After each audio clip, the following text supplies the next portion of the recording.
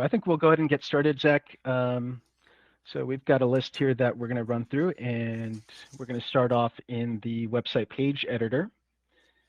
Zach, I'm sure you know, working with licensees on improving their sites, there's a lot of different ways to do site setup.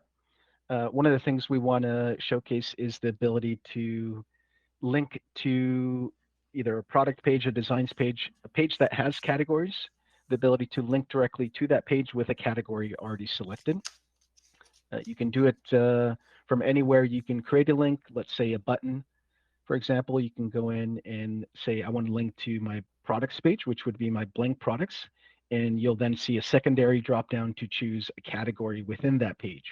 So I could say, I don't just want to link to the products page, I want to link to my safety wear category within the products page. And that also extends to, custom pages. You can link a navigation link to a page as well. And that's going to, kind of save you some time without having to create custom pages for each separate category. Chris, does that also apply to system pages, such as if I want a gift certificate link in the top navigation, can I do that here? That's right. So the option under the link would be link to internal page. Previously, the common way to do it was to link to external site and then manually paste in the URL. It's a lot easier to just link to internal page. We list all of your system pages there. For example, you mentioned gift certificate. But the real benefit is, again, in those pages like designs or products or decorated products, allowing you to link to that page with a category already specified. Awesome. All right, we're going to stick around here in the website editor. One of the common requests that we get through the support channel is regarding banner slides. There are really a couple different ways to set up banner slides. One of them would be to build them within the platform itself, within the website editor, and that would involve you setting a background image and then adding foreground widgets like buttons or headings or widgets into that slider. That's the, I would say, best practice, so that all of that content is separated out, and especially if it's text content, it can get picked up by search engines. But we often get requests for the ability to just upload an image that's been prepared in either Photoshop or Corel Photo Paint. And in that case, setting it as a background isn't the optimal way, because as you switch between the different screen size options, that image may not be completely visible, like we see here with this banner here, right? If we looking on mobile, we see more of that model. If we go to desktop, that model gets kind of cropped out, right? That's the nature of a background image within a responsive framework. So this option that we've added is the ability to insert an image into a slide widget, and then set your slide widget to auto adjust the height to fit the content. And so that way, regardless of which size you're viewing that content at, it'll always fit the height to that content. One of the advantages to using an image widget is it can actually easily be a link versus using a background is not a link, right, Chris? That's right. Yeah, again, this scenario, the types of individuals that will create, they'll prepare that image, they'll oftentimes want to link it, and definitely the image widget is the way to go. We could go into the image widget settings and link that, we could take it to our products page or wherever we want to send that visitor. All right, so again, staying here in the website page editor, we're going to take a look at the image gallery widget. So one of the recent changes that's happening in the platform is the discontinuation of the Instagram widget. That's a little bit outside of our control, even though we're continuing to work on maybe bringing that back at some point. It is a common use case to want some kind of gallery showcasing your work. And so we're going to cover the image gallery widget. which has had some good improvements over the past few updates. The ability to not just set images, but also change their sort order by just dragging them around, and also the ability to change the alignment. So if you have, let's say, not enough images to go onto two separate rows, your last row is going to be either left aligned, center aligned, or right aligned. So you can control the alignment and again, change the sort order. If you need to swap out an image, you can just remove it, drop in a new image, and then change that sort order to match however you want it to look. Now, Chris, does that also influence if we're going to do like a collage where some images are bigger than others? Is that determined by the size of the image being uploaded, or is it the order of images? It's going to be based on the order of images. Yep. So there are different image gallery layouts that you can choose from, and whatever sort order you use will kind of determine that layout as well. Awesome. So those, different ways of displaying them will work obviously better with that ability to change the order. Yep, definitely. All right. So we're going to move over to the request a quote form here in the website page editor. This next improvement came from a feature request. We did get feedback that the list of decoration processes could get enhanced to list processes that aren't available on the store. So there may be processes that you don't allow your customer to go in and decorate products with, but you may want to be able to give them a quote for that process, right? And so here in the request a quote form settings under decoration processes, you have the option to show Business Hub only decoration processes as well.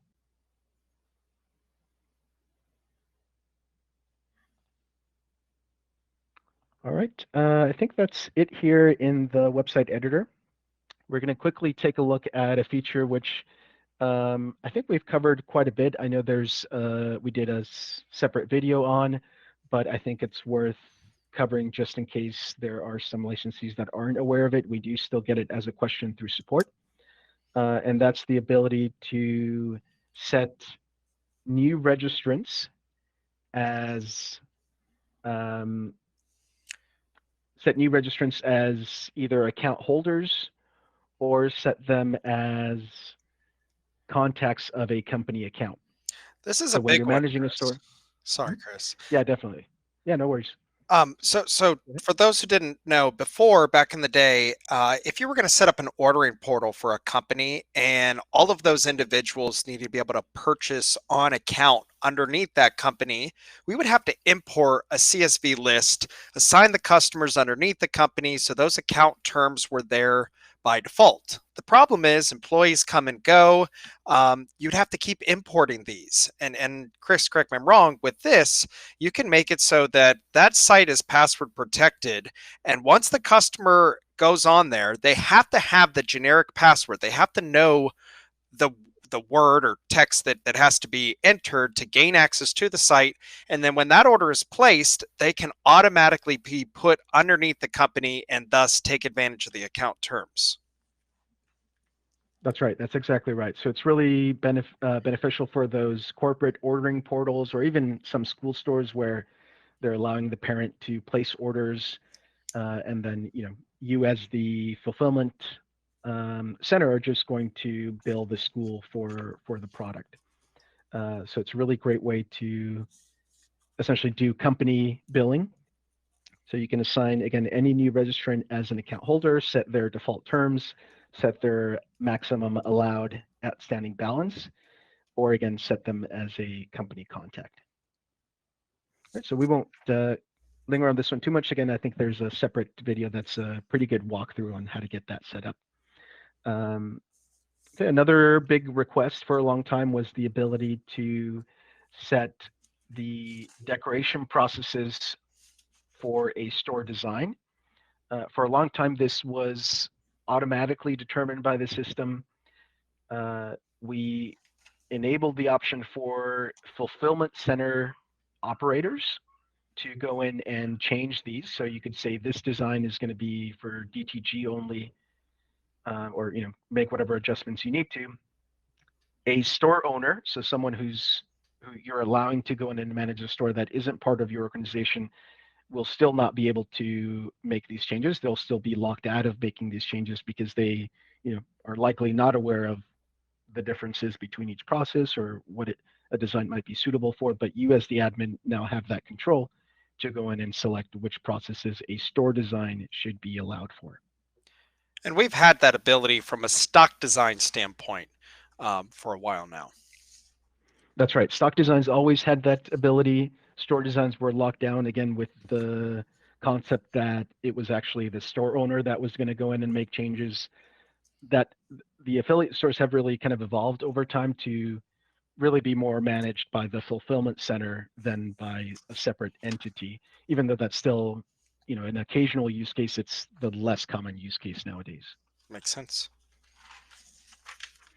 All right. Next, we're going to take a look at some improvements to payment gateways, electronic payment gateways. So obviously, the kind of big improvement this year was the introduction of DecoPay, and there are a lot of additional payment options like ACH debit, or even some of these pay later solutions like Afterpay, Affirm, Klarna. That's going to be, give you a lot of access to go in and choose which payment methods you want to make available. Each of those payment methods can have um, things like limits on minimum order value, limits on location, store availability. Uh, so that extends both for DecoPay as well as any other gateway that we have in the system. You can go in and set store availability. And in addition to that, you can also rename the payment method. So this was a very common request was, my customers don't know, if PayPal, what that means, if they can pay via credit card or not. So we now allow you to change both the name of a payment gateway as well as the description of a payment gateway so that you can more easily convey to your end customer what options are going to be available to them based on the option that they choose.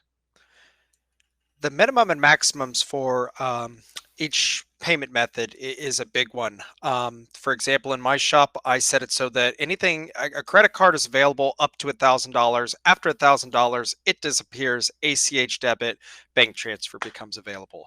So you can really be strategic about that. Yeah, definitely.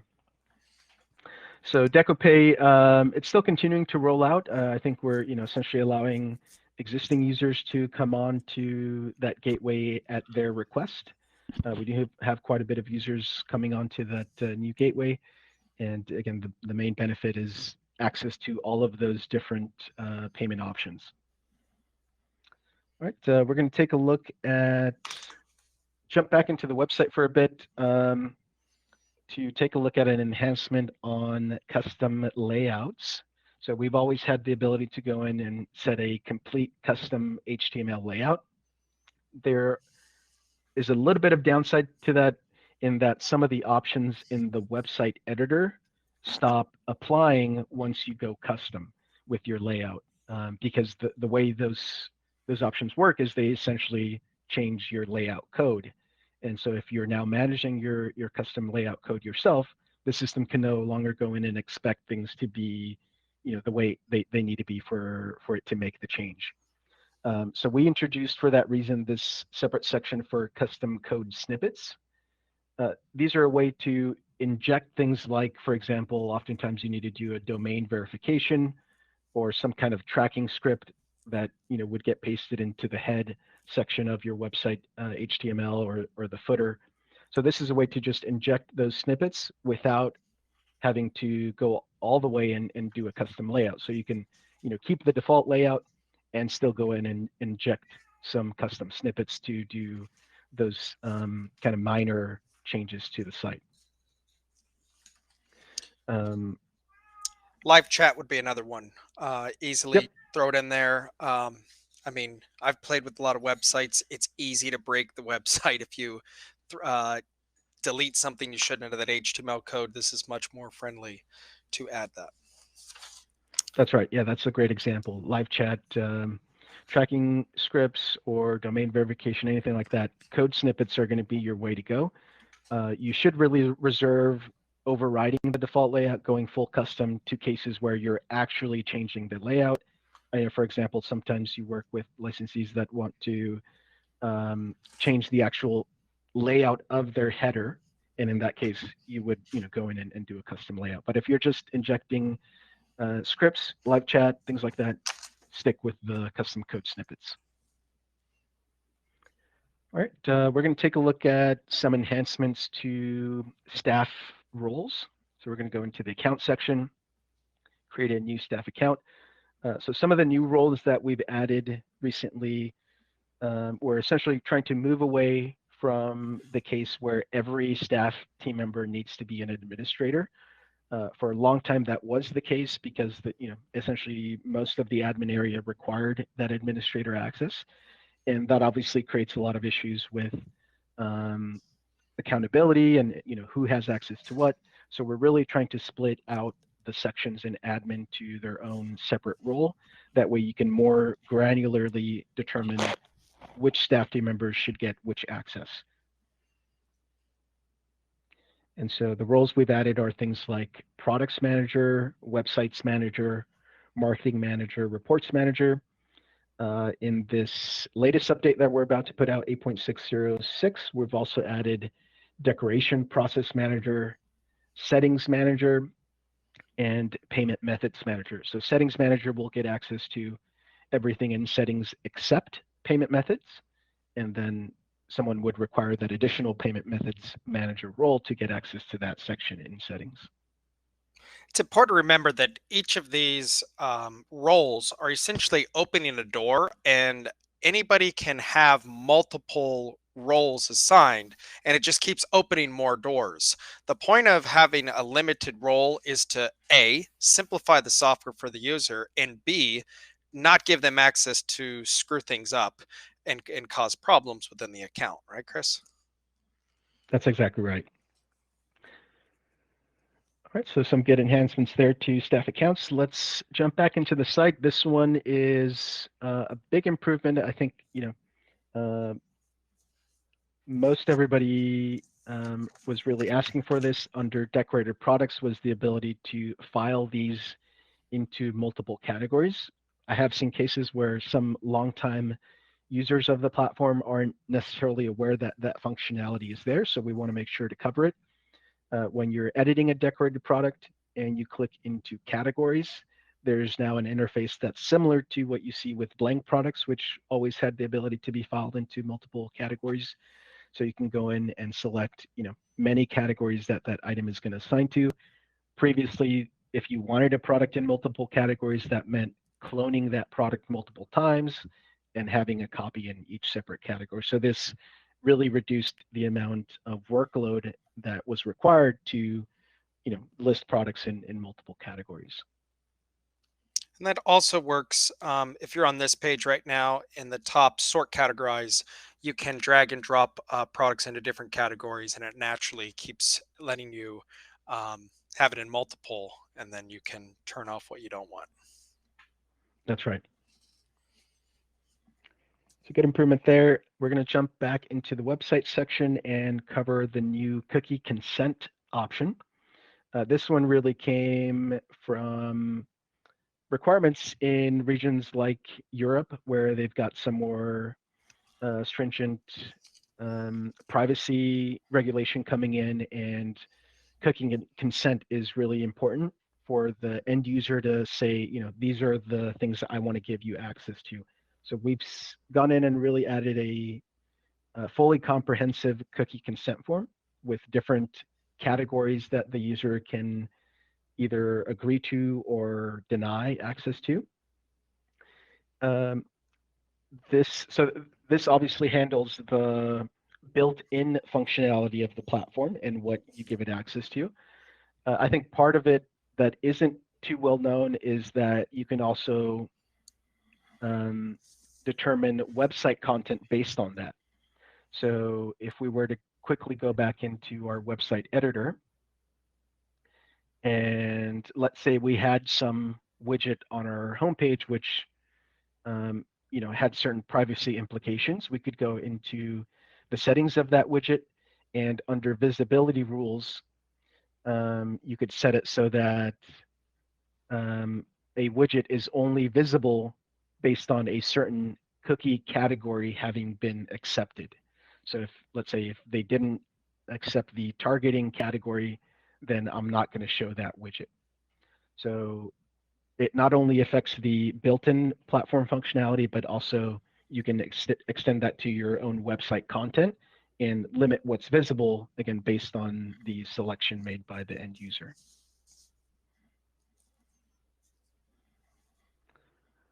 All right, let's see, we're going to jump over to admin products.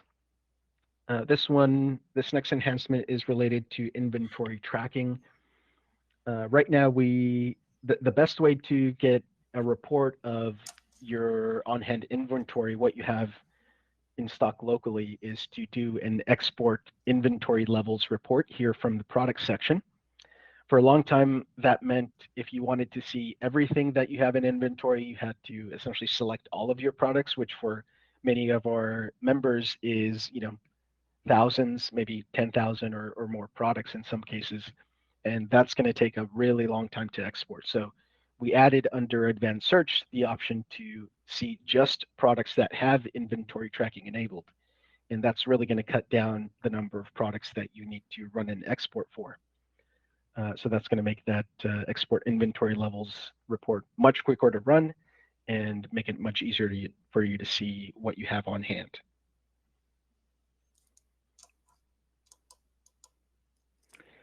All right, next one we're going to take a look at is decorated products and the ability to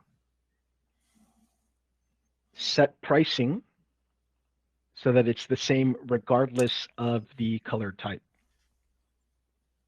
So if you go into a decorated product, this additional option has been added, ignore blank product color price differences. So you can set it at the individual product level, as well as if you go into administration decorated products, you can set the default rules for new products being created. So if you wanted that option to be on for all products, you would, as a first step after you create a store, you would go in and turn on that option so that as you start creating your decorated products, they'll already have it enabled. And that's if you're just using a markup and you're not overriding the price, or you are overriding the price, right, Chris? That if I put, it's really accounting for that underbase, whether it's there or not. It's consistent. I put artwork on a black shirt, the white shirt is going to be the exact same price. I don't care that I don't need an underbase at that point. Correct? That's right. Yeah, so it'll apply regardless of whether the product is using default pricing or custom retail price. And yeah, I think the use case is, these affiliate stores that have been set up, the products already have an agreed price, let's say 15 or $20, and that's the expected price regardless of the color variant, right? Whether it's the white shirt or the black shirt, it should be $20. And so this option will ignore things like you said, the white base. Sometimes the actual garment has a different price, between white or dark. Um, and obviously the process may have some difference as well. So this option will ignore all of those differences and allow all color um, all colors to use the same price. And this, like most other settings that we're going over, Chris, they're not on by default, right? I mean, you have to make that decision when you launch the site, because we don't want to make the assumption this is what you want to do, right? That's right. Yep, and that's kind of one of the reasons we're covering a lot of these features that have been introduced in previous updates is to make our existing members aware of these features so that they can benefit from their functionality. Sweet. All right, so we're going to jump over into Business Hub. Take a look at a few enhancements here. All right, so one of them is the ability so we added some additional levels for per page count. I think previously we had I think it was 15, 15, 30, and 50. We added a few more different options. And really what we want to mention here is that while we added options to go up to 60, the higher you go in page count, the longer it may take to load a specific page. So just be mindful, you know, you can certainly go up to 60 or you can keep it at a lower number. It's just important to be aware of the impact that may have on load times.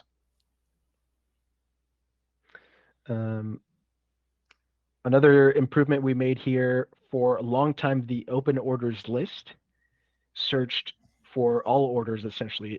It kind of made the open orders tab the same as the all orders tab. You could search in open orders and find closed orders, which caused a lot of confusion. We received many support requests saying, this order is showing up open even though it's already closed. And it was actually already closed. It's just that they were searching specifically for that order number and the system was returning it. So for new accounts, we now turn that behavior off. The open orders tab will show only open orders. And for our existing members, if you want that new behavior, you have to come in here into the admin under quote order and invoice settings and turn off this option, include closed quotes and orders when searching under the open tab. All right, so that's gonna, I think, remove a lot of the confusion when you're searching by creating separation between each of these separate tabs so that when you're searching under open, you see just results that are actually open orders. All right. Another thing to cover here is so the system has the ability to go in and set coloring of your order rows based on their due date. And this is a really frequently used option. I see it a lot on different accounts that we're supporting. The enhancement that we made most recently was these icons that show whether an order has notes or whether an order has been downloaded or printed. Those were hard to see in cases where you set up a dark background. So we enhanced those icons to actually change to match the color of the text. One issue that I commonly see is we have members that change the background color but leave the text color unchanged. And so they end up with cases where the order information is actually really hard to see. So we want to make sure to highlight that in addition to changing your background color, you can change your text color as well as your link color. So make sure if you're going in and making those adjustments, set a contrasting color between your background and your text and links. That way that information is nice and easy to see here in your orders list. All right. We also improved the universal search. So we made quite a bit of enhancements based on user feedback. We added the ability to search by purchase order number. So in addition to orders or quotes, you can now search by purchase order as well. We also display the company names associated with customer accounts, both whether they're just text-based companies or actual company accounts. If it's a company account, that company name will be linked so that you can click on it and open that company account. And we also added the ability to search by inventory location.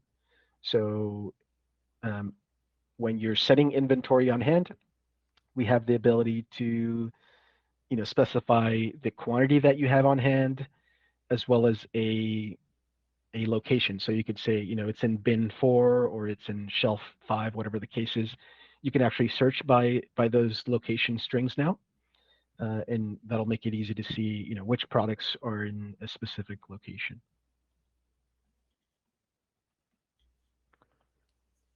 All right. Here in Business Hub as well, another big improvement is the ability to see who on your staff made payments against an order. So under the payments tab, if a staff team member is going in and saying add payment and they're recording, let's say, a check, um, the system shows that payment as having been made by the customer because they're the ones that are the paying entity. But the system didn't used to list who on your staff actually recorded that payment, who made the action to apply that payment.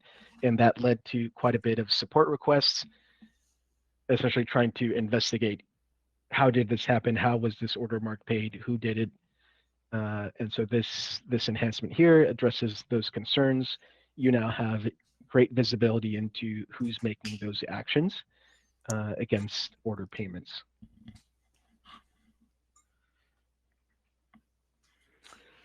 All right.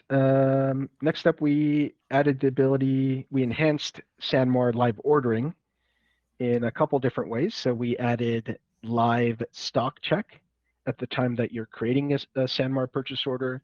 We now check the inventory against specific SKUs to let you know which SKUs are out of stock with the supplier. And in the latest update, we also added the ability to give you status updates. So I think, Zach, you were mentioning previously you would only see whether the purchase order was sent, and now you get updates as far as whether that's been received or shipped or things like that. Yep, that's a great improvement. All right. Another improvement here in Business Hub is the ability to apply price rounding. So price rounding has been a feature of web stores, the ability to round to a specific cents or dollar amount. And we also have that ability to drop the price to 0.99. That really only affected web store. If you were creating an order in the Business Hub, the pricing would differ. So we now have this option to also apply price rounding rules in Business Hub, which brings your pricing in line between the web store and Business Hub.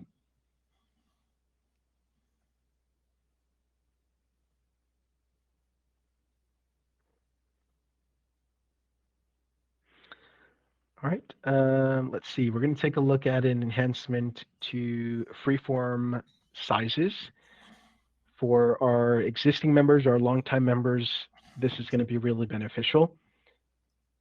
If you've been with DecoNetwork for a long time, you've been using freeform products for a long time, those list of sizes that are associated with freeform products may have gotten out of hand over the years as you've created products. We haven't had a great way to manage those freeform product sizes. We now have a dedicated page under the admin sizes list to manage reusable freeform product sizes. So if you need to clean up your freeform product sizes, you can come into this dedicated page and remove any which may be redundant that you're no longer using. So you can really kind of clean house, and that should make it easier to work with freeform products. The size list that you'll see should be you should be able to reduce that down to just the sizes that you're working with now.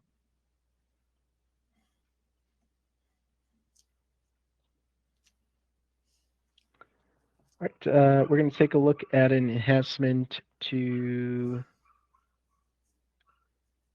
Dropbox Sync. So Dropbox Sync, I think, is used, Zach, you'll probably know more about this, but by our licensees doing DTF transfers. I think that's probably one of the more common use cases. And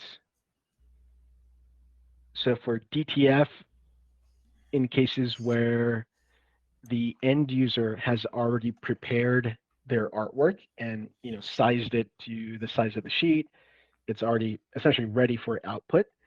The design tool isn't the best use case for that type of situation, right? That file may be a massive file depending on the size of the transfer, and the DecoNetwork designer isn't necessarily optimized for single very large files. It's set up more for smaller design elements that will combine to make some design.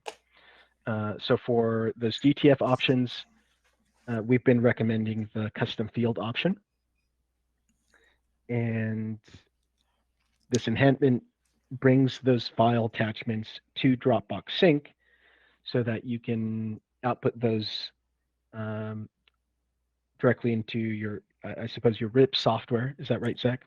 Yep. So, and Chris, even more so than a sheet that's already been uploaded as a gang, I see this. Let's say in a given day, I get 50 one-off orders, and I'm going to DTF all of them. Well, I got to go into each order sometimes, download the artwork, nest it or gang it onto a sheet, then send it to the printer. With this Dropbox capability, all of your orders for DTF could go into Dropbox, and then you can use a third-party software. I think CADLink is what is becoming very popular in the UK, and you can create an if and or statement. If it is DTF, throw it into here and naturally build a nest sheet. So it allows, again, CADLink is a third-party software. A lot of DTF printers use it. And one other thing, Chris, the Dropbox is a $10 add-on for any plan, correct? That's right. Okay. But yes, it will make DTF more efficient if you are getting a lot of one-off orders. And we do have a pretty good video on how that works. That's right. All right. So the next improvement we're covering, it's a pretty big one. I think, Zach, you'll agree, the ability to turn on a wildcard SSL certificate for your global store domains. Um, I think you can definitely give some feedback as far as um, how it's been in the past and how much easier this new enhancement makes it to deploy global store domains that are always SSL secured. So yeah, Chris, when we launch a new site, it has to have some type of domain name in it. And typically, until I start adding a global store subdomain, the default is going to be, for example, zachshirts.deco-apparel.com. But like one of my brand names is Printphase. So it could be zachshirts.printphase.com. The situation before this update was, in order for that domain name to have an SSL certificate and thus be HTTPS at the beginning and Google to like it and for it to look 100% secure, I had to manually type out the domain name within that site and then add the SSL certificate. Now with this, if I go into the DNS settings when I'm setting up the global store domain, and I believe it is an additional CNAME, it automatically applies that SSL certificate anytime I use that global store domain name for an affiliate site. This is a great update. It is not difficult to configure. If you can, and one of the things I really like about the global store domains, Chris, is that I can use an unlimited amount. So you can have one for schools, one for businesses. Any domain name that you own can be a global store domain. And again, if you configure the DNS settings for this wildcard, you're going to be able to make those new sites have an SSL certificate right off the bat. It's just it's less tricky than it kind of was before. Yeah, definitely. And yeah, we definitely want to make sure that our existing members are aware of this new functionality. I think for new people coming on, this is kind of their starting point, so they're automatically getting that benefit of having that functionality in there now. I do see a lot of cases of longtime DecoNetwork members that they don't have that functionality turned on because it wasn't available at the time that they set up their global store domains, and they would greatly benefit from going back and setting it up. So this is one that I would really kind of hammer home is, if you are using global store domains at all, come back into this section and click that SSL button next to each of your global store domains. Follow the instructions. Like Zach mentioned, it's a fairly straightforward process. It requires one additional CNAME record just to essentially verify that you own the domain. And you can deploy those wildcard SSL certificates, again, free of cost through Let's Encrypt. So at no cost to you, you can get all of your sites SSL secured. So yeah, definitely good for our existing members to go back and revisit their configuration. Chris, will that retroactively update any of the domain names, websites that have already been launched, or is it just for the sites moving forward using that domain name?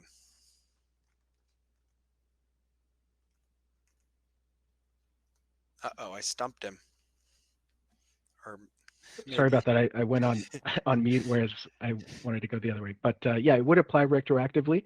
So yeah, if you have sites that are using a global store domain and are currently showing as non-secure, again, just doing that one step in global store domains will address all of the stores.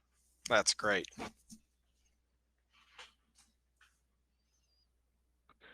Cool. The last kind of old update that we're going to cover is the ability to crop or mask a production file along its custom area mask. Zach, I think you're pretty Yep. familiar with this, kind of came from your end. Yep. So, especially sublimation, or really any product that has a full bleed. Uh, let's let's take a plaque that may be a circle. If the customer uploads artwork, you typically don't upload a circle design if it's going to be a photo. I mean, this is very common with photos for a full bleed. You really often want to crop that design to the shape of the decoration area, um, primarily for two reasons. One, if you print the image bigger than it needs to be, you're wasting money. Secondly, when the image is cropped to the product view and it's a full bleed, it's a lot easier to align up the print on the product.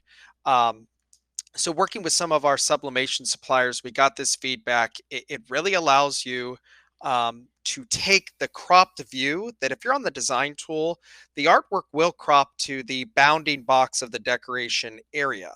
Now we've taken it a step further that when you're in Business Hub and you go to download the artwork, you have the option to download the artwork at that cropped view, which just again makes it a lot easier to line up, and it's going to save you money because you're not printing uh, more than you need to.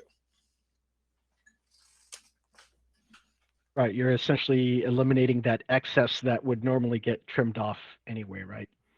Um, so yeah, and the option is here under your production settings for every process. It's labeled apply area shape.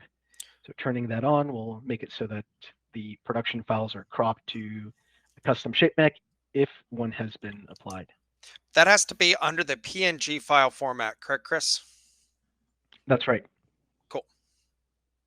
It again that's primarily I see for sublimation, or I mean again there's other processes. Anything that's going to be a full bleed product, that's when you're going to primarily see that used. Cool. All right, so that covers all of the updates from previous platform releases. We're going to cover now 8.606.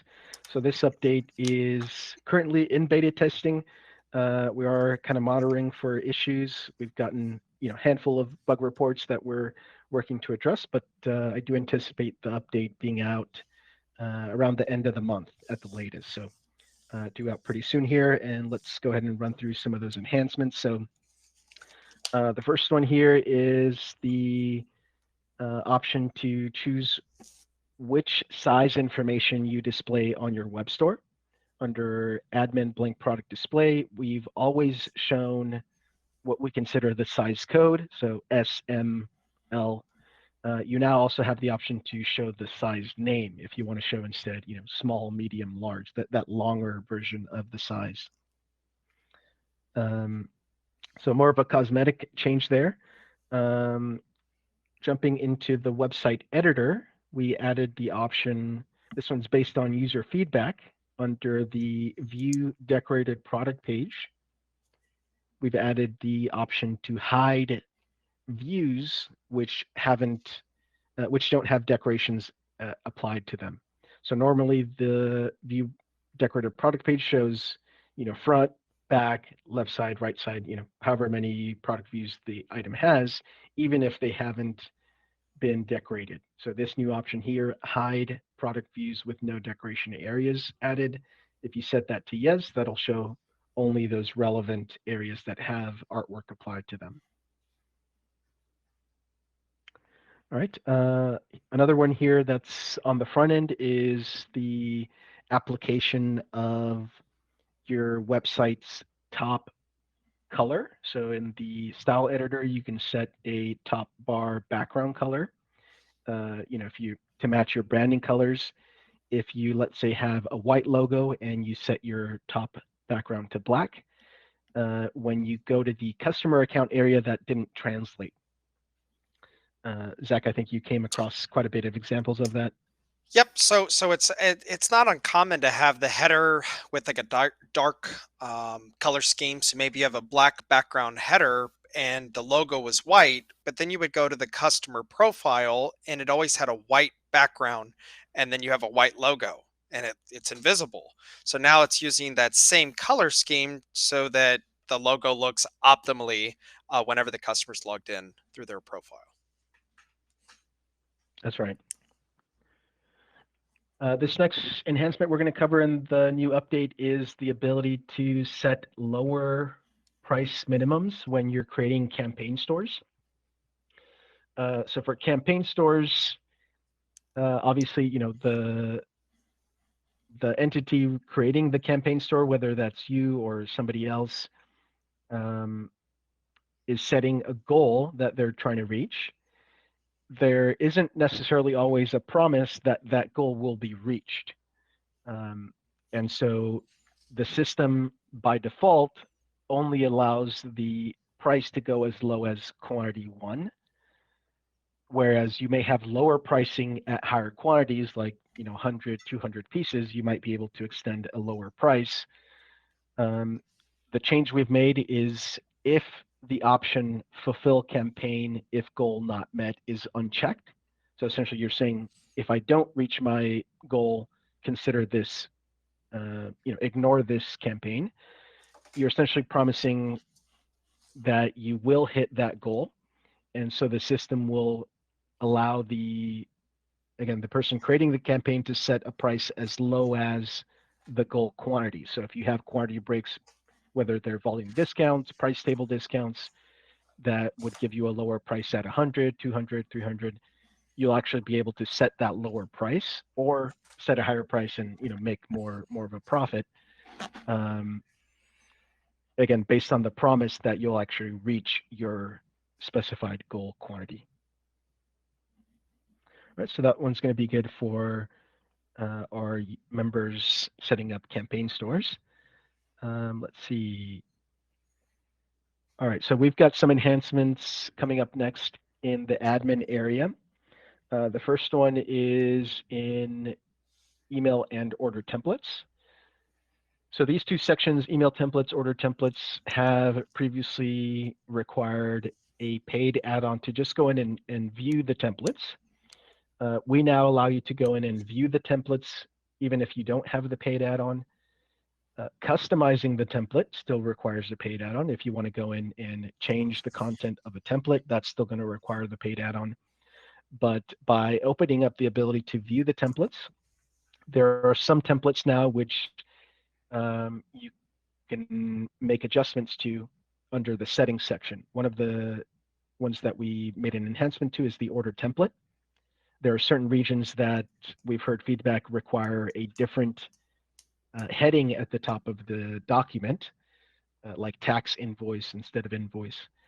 And rather than requiring you to go in and customize the template manually for that, we now have a separate setting for it. So even if you don't pay for the add-on, you can come in and customize those headings. You can change whatever other options the template may have, like show barcode on invoice. Certain email templates also have options that you could go in and customize without the paid add-on, like the abandoned cart follow-up email. You could go in and set, how many days after the abandoned cart has been left you want to send that notification. So we've essentially enhanced the access that you have to email and order templates and their configuration without having the paid add-on and limiting that paid add-on to just when you actually want to customize the contents. Chris, I want to clarify that paid on add-on is only if you're on the standard plan. Premium and enterprise automatically already have access to edit the order and email templates. Um, now, again, as Chris has kind of shown, you gain access to this. You just can't customize it if you're on the standard plan, but that does allow you to all of a sudden start using the Business Hub barcodes. And then, like Chris said, within the order sheet, you can change some of those header names. But it's really only for the standard plan do you actually need to be paying for the add-on if you want to customize the template. Um, that's a really cool feature. Yep, that's good clarification, Zach. That's definitely the case. All right, so next one is an enhancement to decoration process price tables. This one really just gives you insight into your existing setup. For print processes like D2G sublimation, especially, we have quite a few different types of price table types that you can set up. Standard pricing or area pricing, and even within area pricing, there are a few different options to choose from. So we've clarified what each of these types does to make it a little bit easier to understand. But also, when you're looking at your list of price tables that you've already configured, previously there wasn't an option to see what type each table was. We now display that information so that you can quickly at a glance see, this is my area-based price table, or this is my standard price table, things like that. So just some insight to help you as you're managing your price table see which one is which. All right, we're going to take a look at the currency selector next. This one is a pretty nice improvement. If you're using the currency selector, up till now, the currency selector, if you enable it, it shows every currency, every global currency. And we've heard feedback that, that kind of makes it unusable. If you are working with maybe 2 or 3 currencies and you enable the currency selector, it's going to show everything and make it difficult to make a selection. So we now allow you to go in and limit which currencies are going to show in that dropdown. So if you work with just a couple, you can turn on, the ones that are relevant to you and make it a little bit easier for your end consumer to make a choice. Now, Chris, to clarify this, that this is only if you are choosing to display currencies in the header for any site. You have the ability within any of the sites to go in there, page options, and turn off display currency options in the header. So just when that is being used, it's a lot more user friendly because, yeah, you're not displaying every currency under the sun. That's right.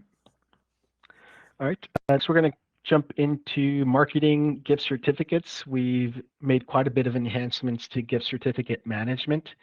Things like the ability to edit unused gift certificates, change the information as far as who it's from, who it's going to, the message, the value, the expiration date, the assigned store.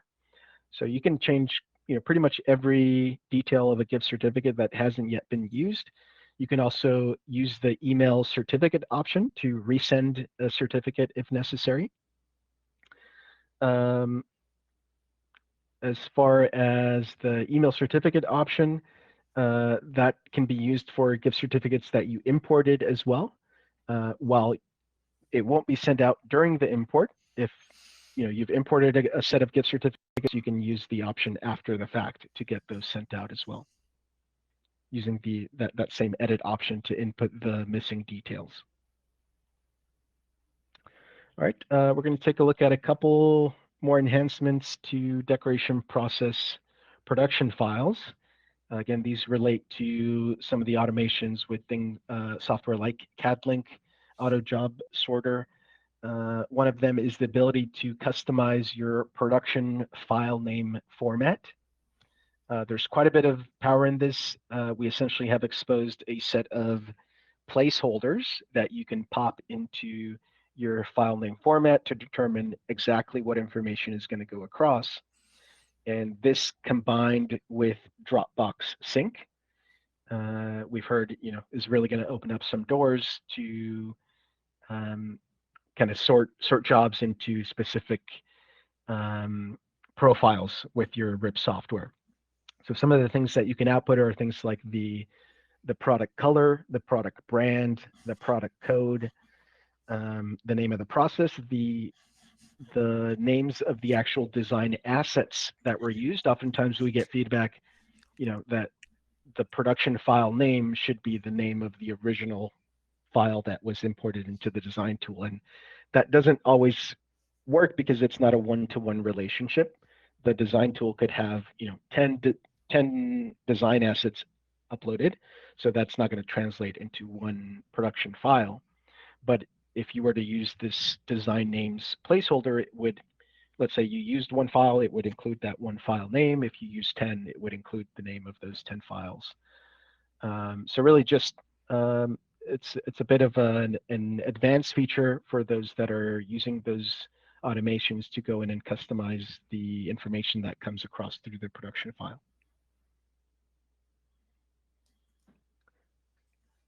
All right, and kind of alongside that, with Dropbox, we also added the ability to sync your alternate production file.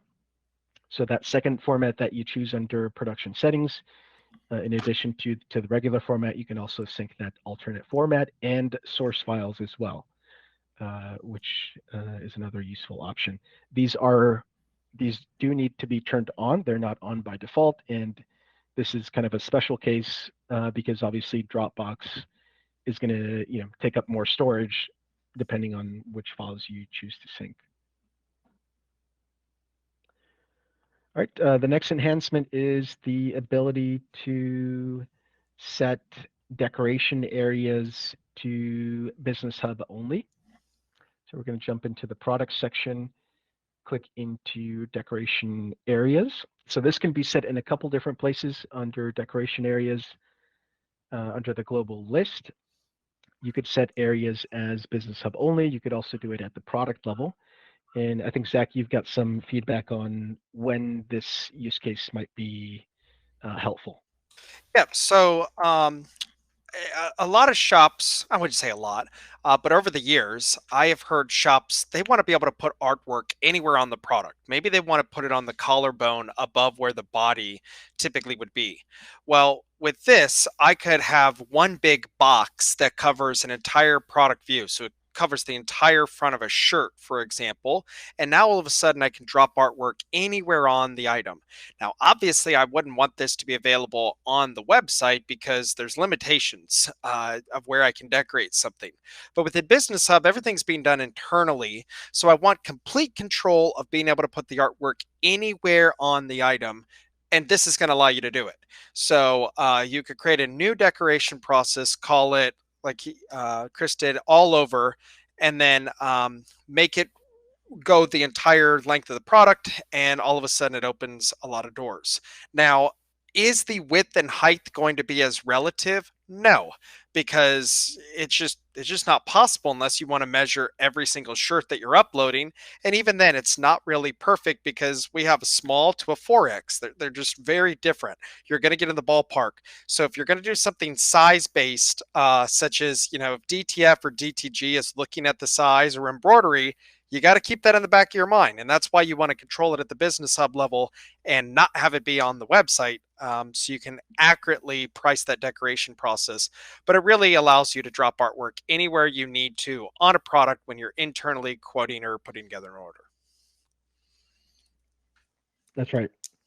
So good enhancement there. Also in decoration areas, another big one for our existing long-term members is this new option that we added to scale decoration areas when you're changing the physical dimensions. Um, Previously, this hasn't always worked the way the user would expect. Uh, the default dimensions, I think, are 12 by 16 for the front body area, and oftentimes someone wants to enlarge those to their maximum palette size or something like that. And so the system would take those new physical dimensions but essentially keep the scale within the constraints of their the previous placement of that decoration area. With this new option, the system will actually allow the area to grow or shrink, again, depending on the dimensions that have been entered, so that it kind of rescales the area. And I think this is going to bring it more in line with what the user would expect. Is that right, Zach? Yep. So let's just use DTG as an example. The platens on my DTG printer are 14 by 16. The default dimensions on here are 12 by 16. So if I changed 14 by 16, I'm changing the aspect ratio, and then it's going to change the shape of the box and kind of shrink it typically from back in the day. Now, with this new feature or this ability, I'm going to be able to change it to that 14 by 16 if I want. And all of a sudden, the box is going to get wider, but it's going to obviously I kept the same height. So that's going to be the same, but now the box got wider. It's really starting from the top, right, Chris? And then it's adjusting from there. Is that how this works? So as it's scaling the areas, the alignment is going to be along the center point. So it's going to essentially grow from the center out. If that makes sense. Okay. Okay. Now that does make sense. Changing that is great, but everybody should keep in mind that any product you put in front of your customer, you should make sure that it is as optimally configured as possible, based on the way you would decorate it. And that typically means that you need to go into an item that you put on your website, for the customer to customize themselves, and make sure that that area is optimally configured and the correct processes are on there. Um, Everybody who offers custom shirts kind of wants to be a customink.com. Don't think that custom ink clicked a button, added a supplier catalog, called it a day. If you want your website to reach its full potential, you really need to go through your most popular products. Again, I'll use Custom Ink as an example. Custom Ink is using a lot of Sanmar, SNS, Alpha Broda products. I mean, it's obvious when you look at what they're offering. They're exclusive to some of these suppliers, and they clearly put a lot of thought into the categories and products that they offer, and they went in and made sure that that area and processes was optimally configured. If you do this to any product that you want your customer to customize themselves, the software will work substantially better. These decoration areas are the defaults, and if you don't want to have to update the actual size dimensions within each product one at a time, you can do it in bulk here. You can, again, click the checkbox at the top to scale decoration areas when changing physical dimensions, and there's going to be less work when you're actually going through your items from there. But you should not be changing the decoration area sizes all of the time. Definitely. All right. So we've got maybe a handful of updates left to cover. We'll try to get through these here. First one is the ability to track down blank products that have been left uncategorized. Leaving blank products uncategorized can make them hard to find, both for yourself and for your consumer. So here under advanced search, we have this new filter for it has categories, yes or no. If you set it to no, you'll find those products that have been left without a category so that you can go in and assign them to a category. In addition to this page here, under the select blank products page for your web stores, we've also added the ability to manage uncategorized products. So if you scroll down to the bottom of your select blank products page, there's a pseudo section for uncategorized that's going to list those items as well in case you need to hide them or delist them from your store as well. All right, next up, we've added an additional scope under decoration processes to limit where they're going to be available under designer settings. So the options to add text, add theme name, add stock designs. We've always had the two scopes for in storefront designer and in business hub designer. Storefront meant both the end consumer shopping through your web store, as well as you creating decorated products in the back end. And that kind of created a rift. Sometimes you wanted access to a process when you're creating decorated products, but you didn't want your end consumer to have access to it.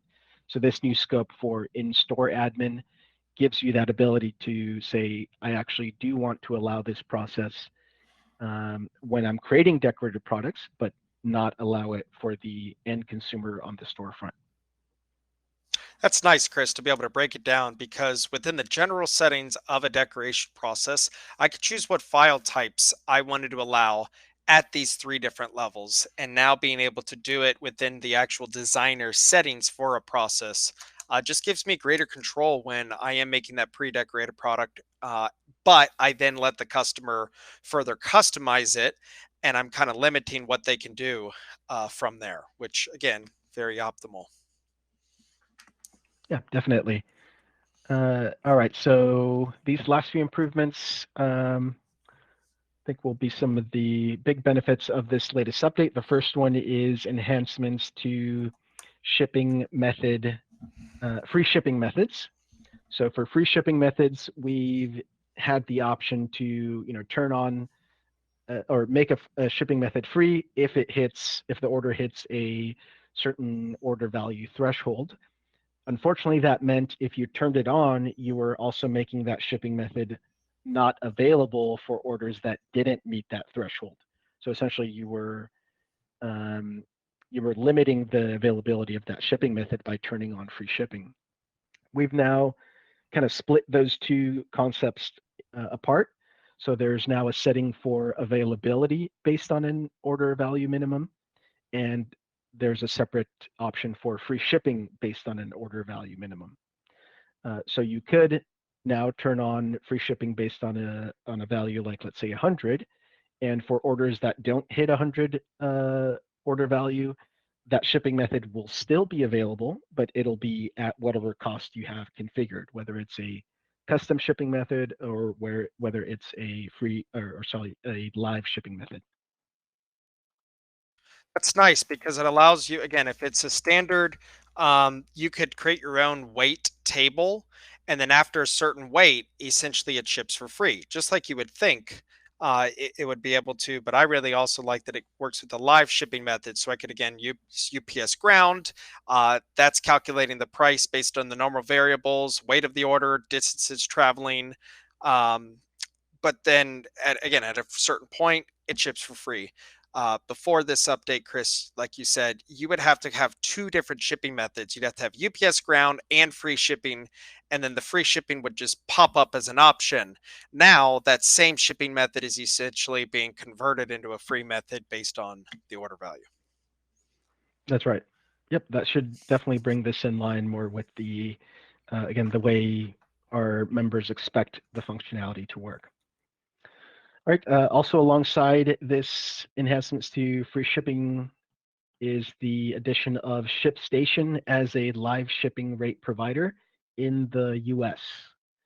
So here under shipping methods, manage live shipping carriers, we've kind of enhanced this section to add ShipStation as an additional carrier. And obviously that's going to bring in a lot of shipping options. So any shipping carrier that you have added to your ShipStation account is now an option to use in DecoNetwork once you've connected your ShipStation account as a live shipping provider. That's obviously going to cover the major carriers like UPS, FedEx, USPS, but I know ShipStation has a lot of other smaller carriers that you can connect with as well. So Chris, a couple things here. ShipStation, I absolutely love ShipStation. It is I mean, for $10 a month, you can ship up to 30 packages. For, I believe, $30 a month, it's 500. I used ShipStation before we had the direct integration with DecoNetwork, and just again can't state how much I love it.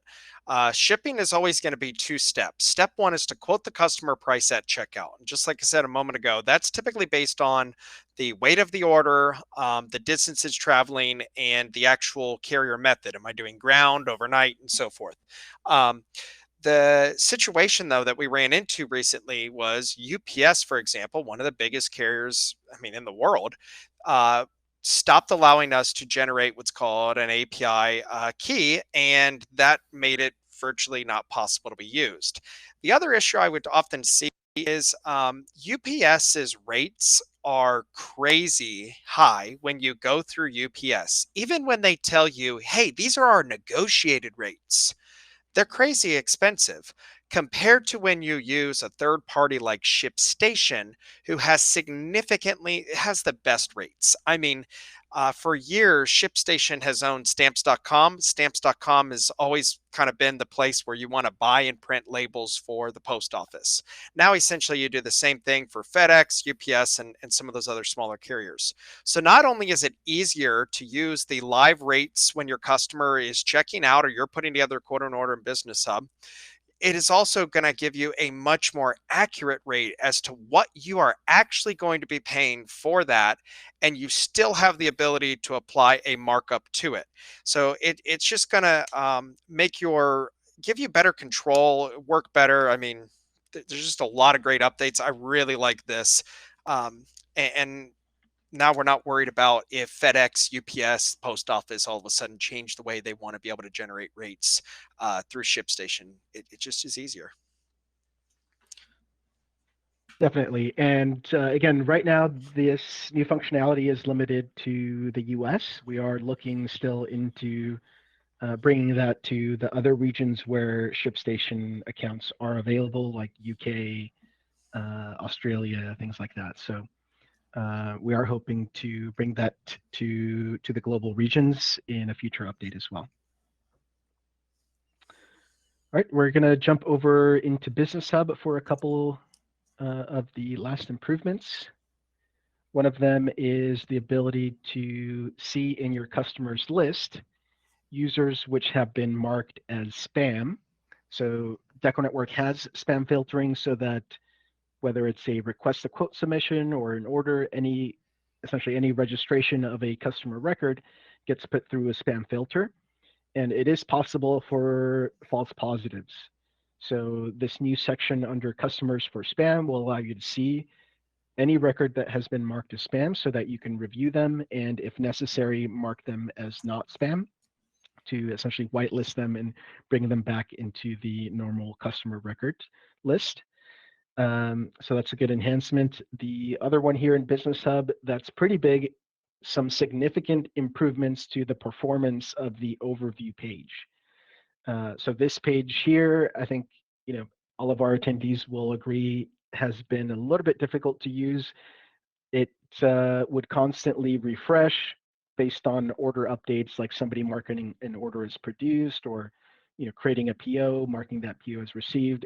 Any type of update that would happen in the system would trigger this page to refresh, oftentimes making it unusable. So we've really limited the cases where a refresh is required by only requiring it when an update affects the current filtered list. So if an update happens to an order that's on page 5, that's not going to trigger a refresh. And the second part of that is the refreshes happen a lot faster. So in the case where a refresh is required, it should only take a few seconds to happen, whereas before it may have taken 20 seconds or so. So definitely a good speed up here in the overview page. And that extends to our other similar pages like batch stores and campaign stores lists as well, which have that similar overview page layout. These are also enhanced with that same enhanced speed and also the limiting of required refreshes.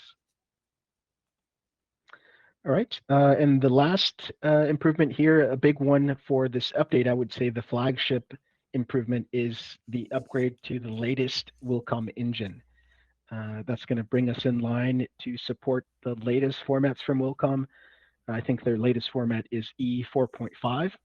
So the ability to upload files without requiring down conversion to an older Willcom format. And there's probably some more very exciting updates to piggyback off of that, right, Chris? That's right. Yeah. So this is kind of the first step to additional enhancements that are going to be coming to the embroidery part of the design tool. You can consider this kind of a foundation change, switching to their latest engine. That new engine has a lot of functionality that isn't yet being tapped into, but the potential is there for us to start tapping into some additional functionality that's going to bring some really nice enhancements and benefits to our members using embroidery as a decoration process. That's a lot of updates, Chris. Yeah, definitely. I think we're just got through all of them, but yeah, hopefully this has been beneficial to our attendees joining in. Again, we wanted to cover not just the enhancements in this latest update, but also some of the ones that may have been missed in previous updates. And hopefully we'll have these sessions a little bit more regularly as updates are coming out so that we don't need to do these catch-up sessions. I think we'll try to get these on the schedule regularly so that we can keep our users informed of all of the features coming out. I would mention as we close out the session, head over to our help center, help.deconetwork.com. If you head over there, you'll find the release notes section. If you scroll down to the bottom of the help center, definitely take a look at those release notes. There are enhancements that we didn't have time to cover. So there are quite a bit more enhancements than what we covered today in the latest release. So make sure to take a look at all of those enhancements to see what all is included in this latest update that should be out again by the end of this month. I mean, Chris, if you're at the top of the page, there were updates to this list 4 hours ago. Um, so, Yeah, I mean, it doesn't mean that updates necessarily always come between an official release. Updates are applied sometimes in between releases, right? that's right. Yep. So, definitely things like bug fixes, if possible, we try to get those out immediately, or even sometimes enhancements make it in between updates. But we'll include those in the release notes as well. So definitely check back on those release notes documents to see what's happening on the platform.